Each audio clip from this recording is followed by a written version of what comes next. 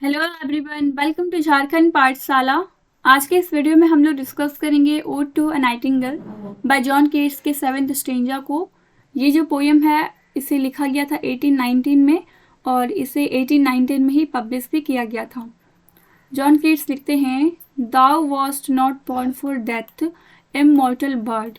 John Keats nightingale से कहते हैं कि तुम्हारा जन्म मरने के लिए नहीं हुआ है क्योंकि तुम इमॉर्टल बर्ड हो। एक्चुअल में यहाँ पे बर्ड को इमॉर्टल नहीं बल्कि बर्ड की आवाज़ को, नाइटिंगेल की आवाज़ को इमॉर्टल कह के उसे सिंबलाइज किया गया है, क्योंकि बर्ड की जो आवाज़ होती है ना, नाइटिंगेल की आवाज़, उसे एक पीढ़ी से दूसरी पीढ़ी तक पास होती रहती है वह आवाज़। तो भले ही एक बर्ड की डेथ हो जाती है पर उसके बाद की जो बर्ड होती है वो उसी सेम आवाज़ को सुनाती रहती है, गुनगुनाती रहती है। तो इस प्रकार वो जो आवाज़ है नाइटिंगेल की आवाज़, उसकी डेथ कभी नहीं हो सकती और वो इमॉर्टल है। नो हंग्री जनरेशन स्ट्रीट दी डाउन, और कोई भी हंग्री जनरेशन उसे गिरा नहीं सकती। The voice I hear this passing night was heard in ancient days by emperor and clone. ये जो नाइटिंगेल की आवाज़ है, जो स्वीट सॉन्ग सुना रही थी नाइटिंगेल अपने स्वीट वॉइस में, वो वही सेम सॉन्ग जो जॉन कीट्स सुन रहे हैं उस नाइट में, वही सेम सॉन्ग सुना गया था एंशिएंट टाइम में। किसके द्वारा? तो एम्पेरर एंड क्लोन के द्वारा, शासकों और विदूषकों के द्वारा सुना गया था वही same song. Perhaps the self same song that found a path. और जॉन कीट्स कहते हैं कि शायद ये वही सेम सॉन्ग है जिसने रास्ता बनाया था through the said heart of Ruth when sick for home.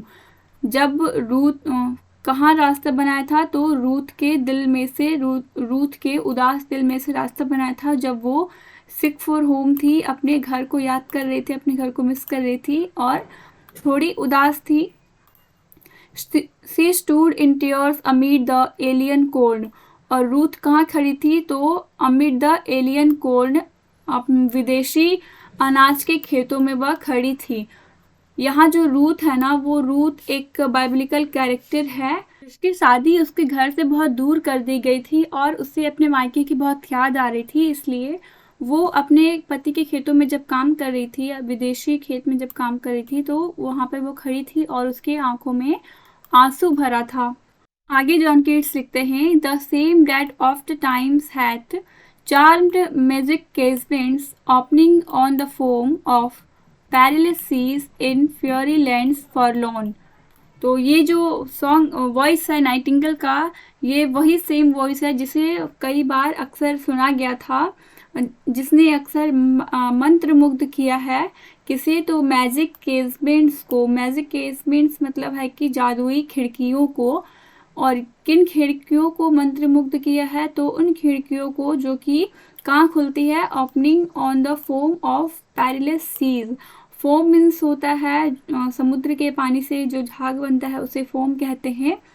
Perilous means होता है खतरनाक, सीज मीन्स होता है समुद्र। तो खतरनाक समुद्र की जो झाग बनती है उसकी तरफ ये खिड़कियाँ खुलती है। इन फेयरी लैंड फॉरलॉन्ड, और ये फेयरी लैंड फॉरलॉन की बात कही गई है यहाँ पे। हमारा 7th स्टेंजा यहीं पर ख़त्म होता है। उम्मीद है आपको 7th स्टेंजा समझ में आया होगा। Thank you for watching the video.